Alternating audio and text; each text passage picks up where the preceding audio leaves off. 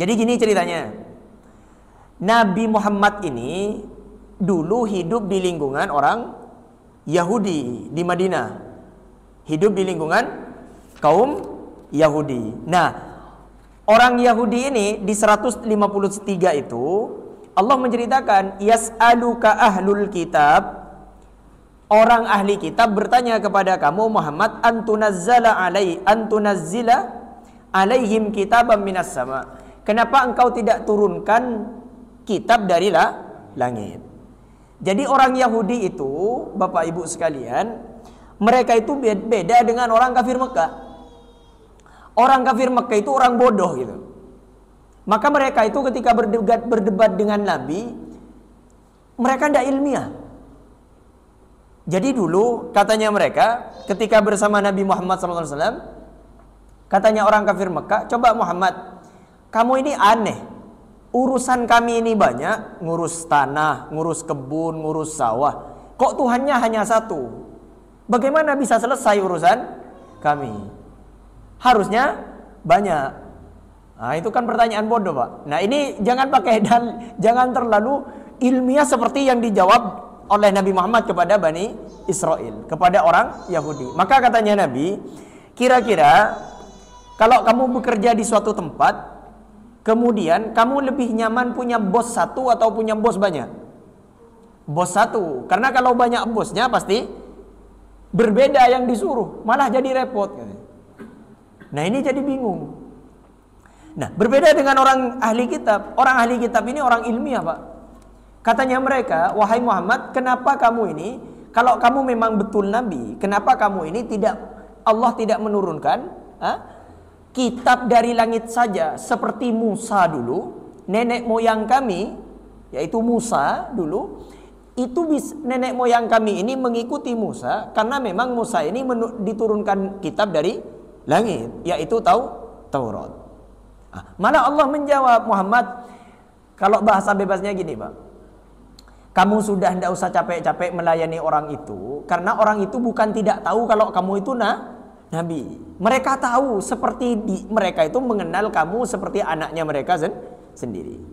Kenapa mereka tidak beriman kepada kamu?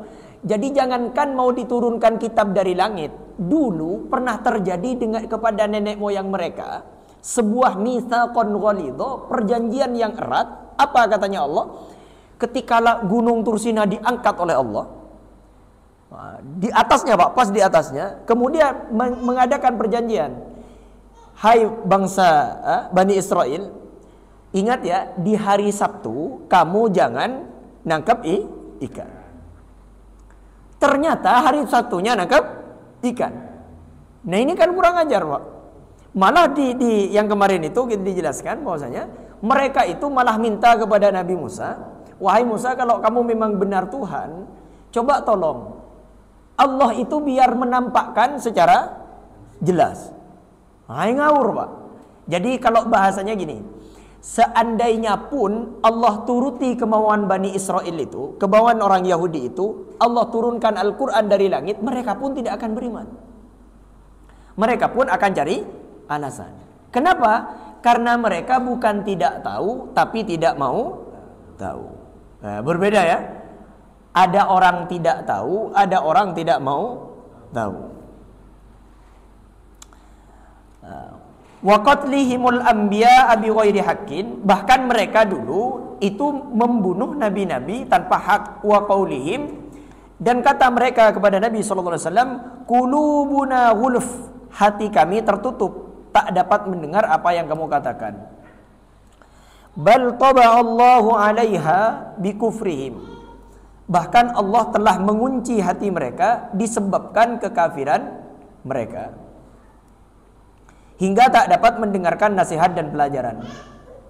Fala yu'minuna illa qalila, oleh karena itu mereka tidak beriman kecuali sebagian kecil dari mereka. Seperti dulu ada orang yang beriman di kalangan ahli kitab, namanya Abdullah bin Salam dan beserta kawan-kawannya. Jadi hanya sebagian saja.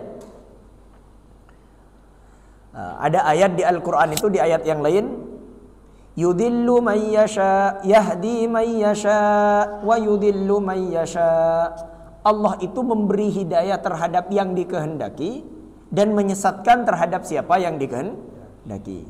Nah, itu ada ayat lanjutannya, Pak. Wallahu la yahdil qaumal fasikin. Allah tidak memberi hidayah kepada orang yang fasik. Wa bi kufrihim wa qaulihim ala Maryam buhtanan azima. Ada pertanyaan, Ustadz, berarti orang Yahudi ini yang dulu itu tidak beriman kepada Allah, berarti memang Allah mengunci hati mereka. Betul, Pak. Memang dikunci oleh Allah. Jadi meskipun diberi nasihat itu percuma. Nah, berarti tidak bisa disalahkan, Ustadz, kalau memang Allah yang mengunci dia. Nah, Allah mengunci ada sebabnya. Apa sebabnya? Bikufrihim, disebabkan kekafiran mereka. Mereka menolak kebenaran yang memang benar. Wa bikufrihim, dan karena kekafiran mereka. Jadi orang-orang ahli kitab ini beberapa kali melakukan kekafiran. Apa artinya kafir? Menutupi kebenaran. Itu kafir namanya. Apa yang dikafirkan oleh mereka? Perbuatan kekafiran apa lagi yang mereka lakukan? Yaitu terhadap Nabi Isa alaihis salam. Wa qaulihim ala Maryam buhtanan azima, dan tuduhan mereka terhadap Maryam berupa kedustaan yang besar, di mana mereka menuduh perbuatan zina. Maryam ini adalah anak dari siapa? Anak dari Imron. Imron ini keturunan anak cicitnya Nabi Yakub. Nama lainnya Yakub ini Israel. Maka Maryam ini masuk kategori dalam keturunan Bani Israel. Yang menuduh Maryam berzina siapa? Ya kaum mereka sendiri. Kaumnya siapa?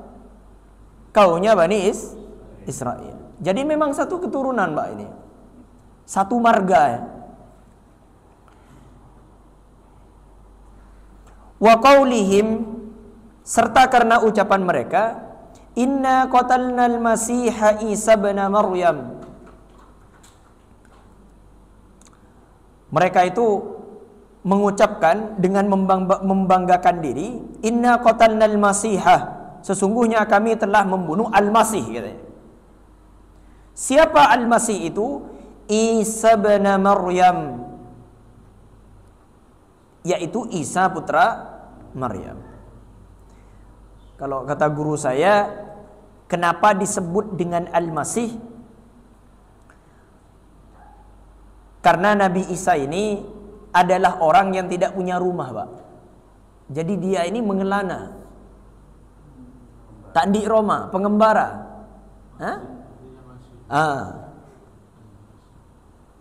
Ada sebagian yang lain kenapa disebut dengan Masih? Karena Nabi Isa ini bisa menyembuhkan orang dengan cara diusap. Tapi saya lebih condong kepada pendapat kenapa disebut Al-Masih? Karena Nabi Isa ini tidak punya rumah. Ya, pengembara. Tugasnya Nabi dan Rasul itu satu, Pak. Apa tugasnya? Berdakwah.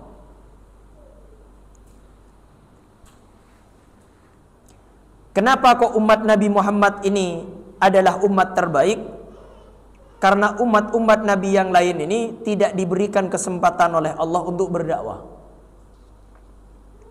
Berbeda dengan umatnya Nabi Muhammad. Jadi kalau umatnya Nabi yang lain dulu, ketika Nabi Musa pergi ke Gunung Tursina, Nabi Musa ini punya adik namanya Harun. Nah, kaumnya itu dipasrahkan ke Nabi Harun, disuruh jaga. Karena hanya satu orang, Nabi Harun tidak kuat, Pak, dengan penyelewengan umatnya sekali-kali itu. Nah, jadi kenapa kok umat-umat dulu, kenapa kok banyak yang sesat ketika nabinya meninggal dunia? Karena dakwahnya berhenti. Jadi ketika nabinya selesai, antara nabi satu dengan nabi yang lainnya, itu jaraknya lama. Dan di masa itu yang boleh berdakwah itu hanya nabinya. Gimana? Iya, nabinya. Jadi kenapa kok dulu banyak orang-orang yang sesat? Karena jarak antara Nabi Musa dengan Nabi satunya itu lama. Berabad-abad masih. Nah, ada dosa yang lebih besar daripada itu, yaitu dosa meninggalkan dakwah. Ini sering saya sampaikan. Dulu ketika Nabi Yunus alaihissalam diberikan tugas oleh Allah untuk mendakwahi kaumnya. Nah, karena kaumnya ini nakal-nakal tidak mau ikut Nabi Yunus, akhirnya Nabi Yunus pergi meninggalkan kampung tersebut. Kebetulan ada perahu besar kan. Akhirnya Nabi Yunus ikut. Nah, di perahu itu, Pak, macam-macam orangnya. Ada tukang, ada perampok, ada pencuri, ada kalau sekarang ya pezina, semuanya macam ya di kapal itu. Akhirnya ada ombak besar yang mana takut tenggelam, akhirnya muatannya harus dibuang. Dibuanglah isi semuanya. Tetap, Pak, kayaknya mau karam. Ada kepercayaan waktu itu dulu. Itu adanya undian, Pak. Diundi.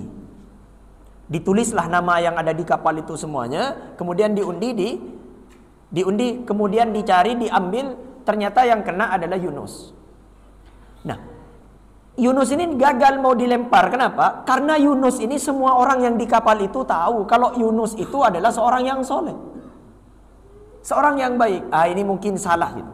Tidak mungkin ini kekasih Allah mau kita lemparkan, tidak mungkin. Akhirnya diundi lagi, dilempar, ditutup lagi, diundi lagi. Yang keluar namanya tetap Yunus. Setelah diundi lagi, ternyata sampai ketiga kali tetap namanya yang keluar Yunus. Nah, maka sebagian ulama menyimpulkan dosa seseorang yang meninggalkan dakwah itu lebih besar dosanya daripada orang berzina, lebih besar dosanya daripada orang mencuri. Kebalikannya, Pak, orang yang berdakwah pahalanya itu sangat besar.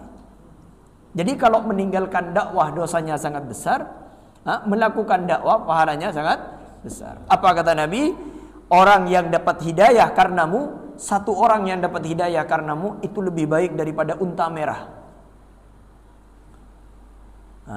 Cara berdakwah bagaimana, Ustaz? Saya tidak bisa ceramah. Berdakwah nih, Pak. Ini, Pak, tidak harus ceramah, Pak. Terkadang yang ceramah itu tidak dapat, yang diceramahi itu tidak dapat tidak. Umar bin Khattab masuk Islam itu bukan karena Rasulullah yang berdakwah, bukan. Ya mungkin karena sebab Rasulullah pernah berdoa, ya Allah, kuatkan Islam ini dengan salah satu Umar dua. Pertama Umar bin Hisham, pamannya sendiri. Kedua, siapa? Umar bin Khattab. Masuknya Umar ke Islam disebabkan karena Umar mau membunuh Rasulullah. Tiba-tiba saudaranya bilang, salah satu orang Quraisy bilang, Umar, ngapain kamu mau pergi ke Muhammad? Itu adik kamu sudah ikut agamanya Muhammad. Apa katanya? Terkejut, Pak, karena mendengar adiknya ikut agamanya Muhammad. Tiba-tiba mau datang ke adiknya, mau dimarahin. Tiba-tiba adiknya membaca surah Toha. Toha ma anzalna alaikal qur'ana litashqa illa tadhkiratan. Semuanya sampai selesai.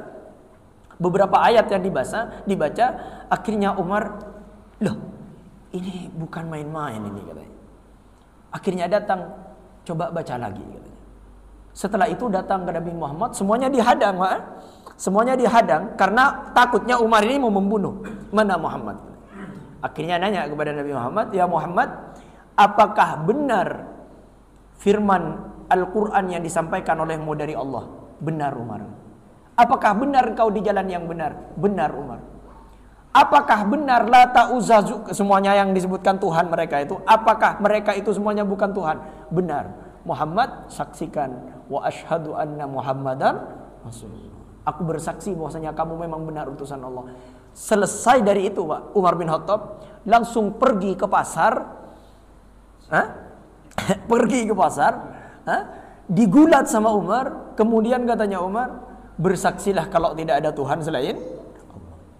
Ada sebagian riwayat yang menjelaskan ketika baru Umar masuk Islam, langsung Umar datang ke pasar. Apa katanya Umar? Qul la ilaha illallah Muhammadur Rasulullah. Wahai orang kafir, katakan la ilaha illallah Muhammadur Rasulullah.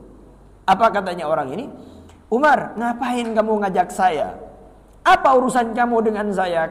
Saya ini bukan saudara kamu, bukan kerabat kamu. Apa katanya Umar? Umar mengangkat tangan di depan orang itu. Ya Allah, saksikan ya Allah, aku telah mengajak dia untuk menyembah kepadamu ya Allah, tapi dia tidak mau.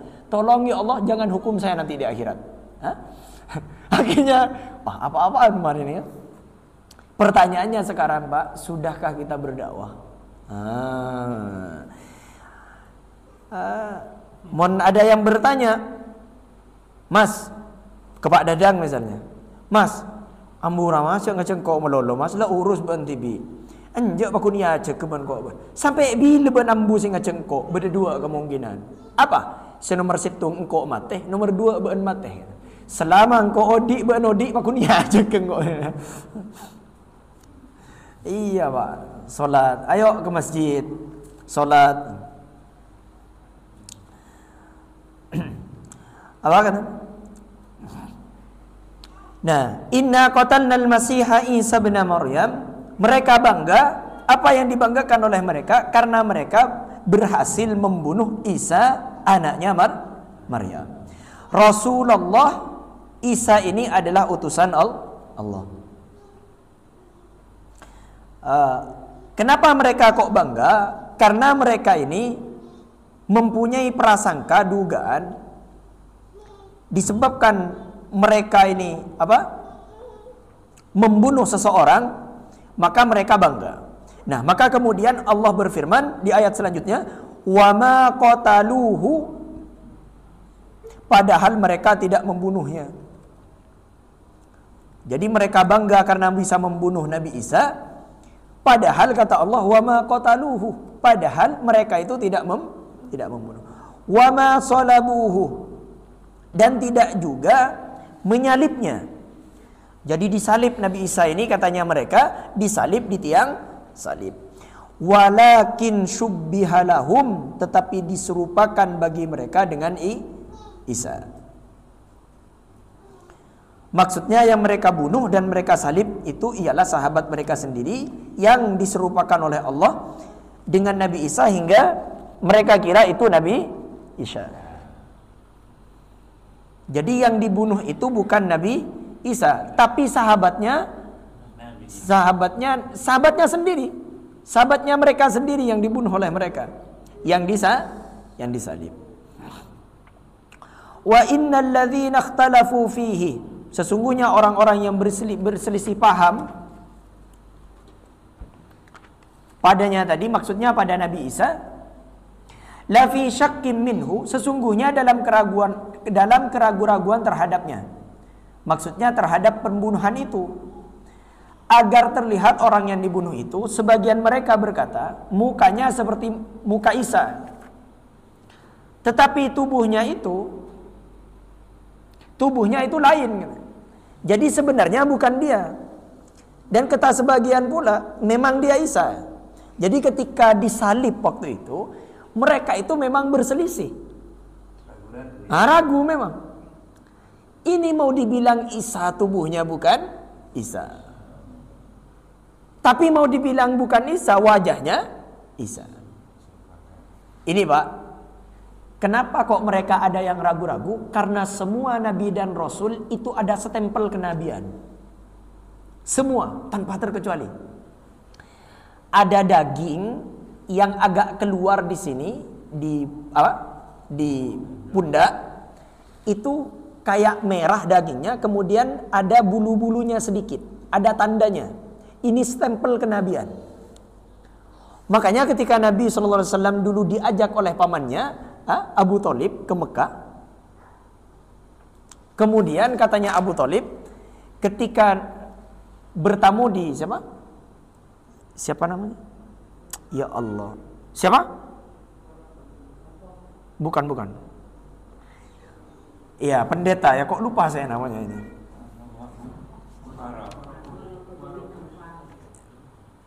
Iya, Warqa bin Nawfal bukan pamannya Khadijah ya? Iya, bukan, satunya. Ini ada di Sam ya. Berangkat Nah, ditanyalah sama orang tersebut. Apa katanya?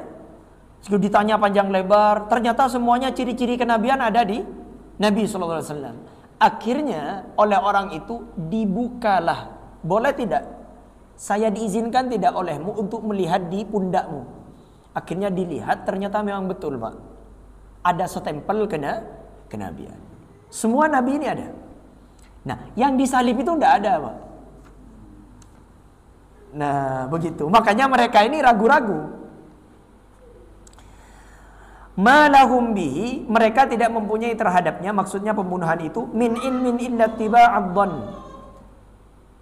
Mereka tidak mempunyai keyakinan kecuali mengikuti sangkaan belaka.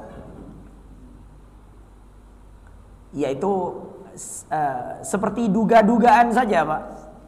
Hasil hayal atau lamunan belaka, menghayal mereka. Wa ma qataluhu, mereka tidak yakin. Wa ma qataluhu yaqinan, mereka tidak yakin telah membunuh Isa. Jadi sebagian yang lain ini berdebat, ini bukan Isa. Oh, ini Isa. Bagaimana bukan Isa wong wajahnya Isa? Bukan, Isa itu badannya tidak seperti ini. Bal rafa'ahu Allahu ilaihi, tetapi Allah telah mengangkatnya ilaihi, kepadanya.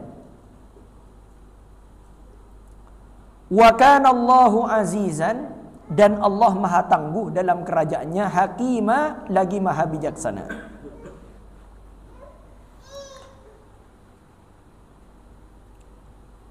Nah, ini bedanya kita dengan orang Nasrani. Orang Nasrani mengatakan yang disalib itu adalah Isa. Begitupun orang Yahudi. Jadi kalau berbicara orang Yahudi dengan orang Nasrani, ini kalau berbicara, ya kita akan kajian sesama Islam ya, tidak maksud untuk mencela saudara kita. Kalau berbicara bodoh atau tidak bodohnya, orang Yahudi ini masih 50-50, Pak. 50%-nya percaya kalau itu Isa, 50%-nya tidak percaya.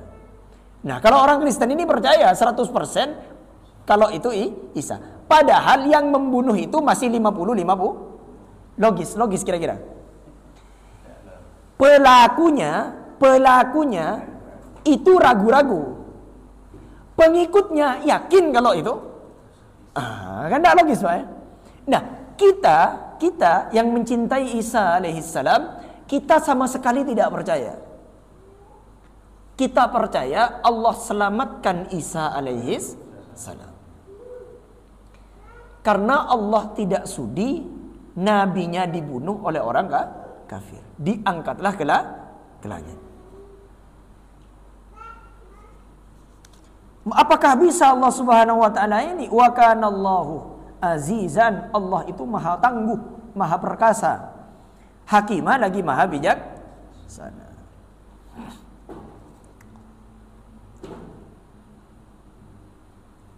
Wa in min ahlil kitabi illa la yu'minanna bihi qabla mautih. Dan tidak ada di antara ahli kitab seorang pun juga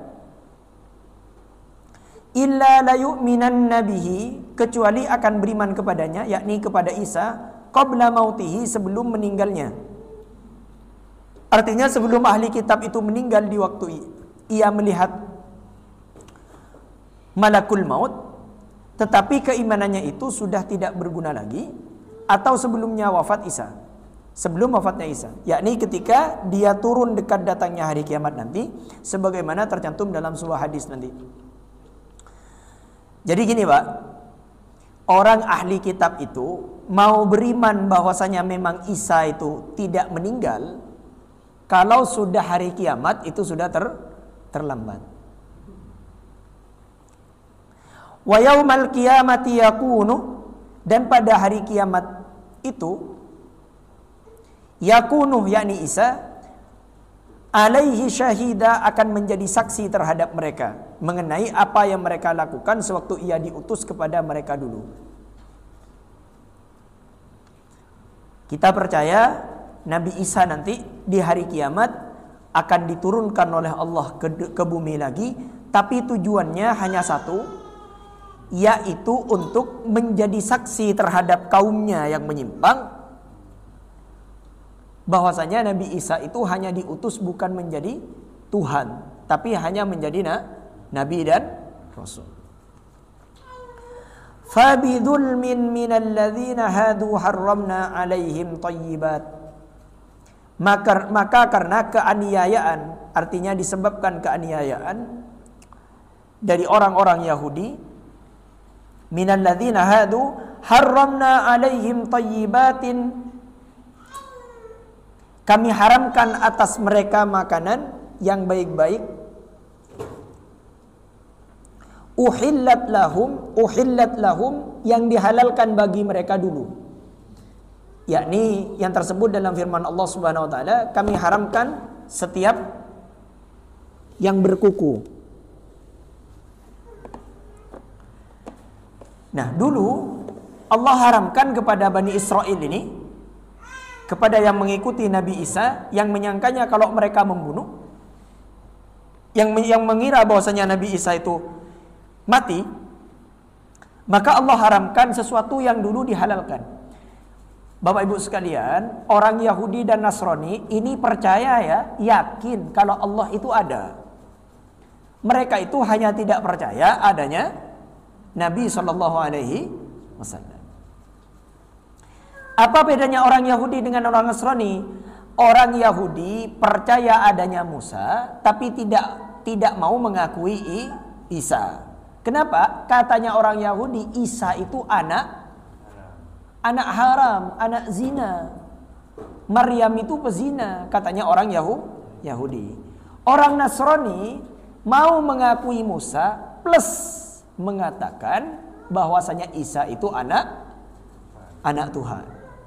Di Islam, di ajaran kita mengakui semuanya. La nufarriqu baina ahadim min. Kita tidak membeda-bedakan mereka, semua utusan Allah, dan kita meyakini itu. Wa bisaddihim, juga mereka menghalangi manusia an sabilillah, dari jalan Allah. Maksudnya agamanya katsira, banyak.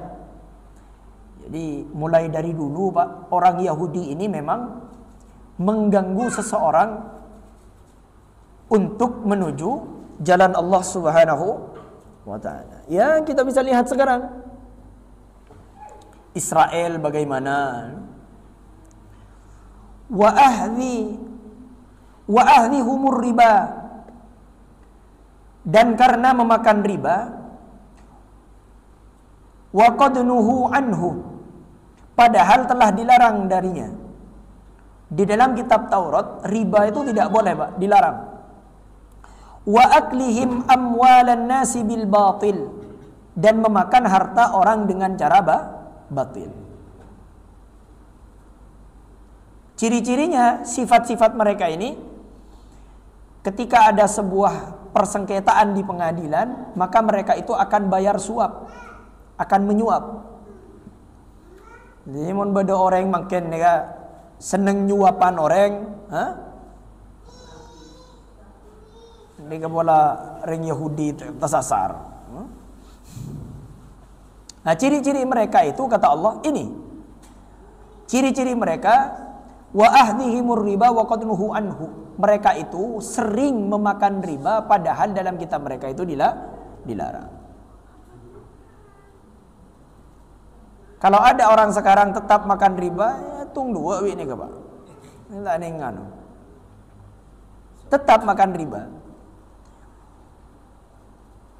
Wa aklihim amwalan nasi bil batil, dan memakan harta orang dengan secara yang batil. Wa a'tadna lil kafirin minhum adzaban alima, dan telah kami sediakan untuk orang-orang kafir itu siksaan yang pedih, yang menyakitkan. Na'udzubillah. Ciri-ciri orang yang kafir ya tadi, suka makan riba, Allah berjanji, Pak ya. Seandainya Allah tanpa ini kalimatnya di Al-Qur'annya boleh dilihat.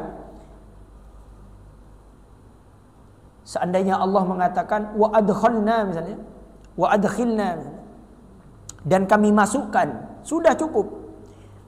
Tapi Allah bahasanya di sini wa a'tadna, aku berjanji, kami berjanji kata Allah.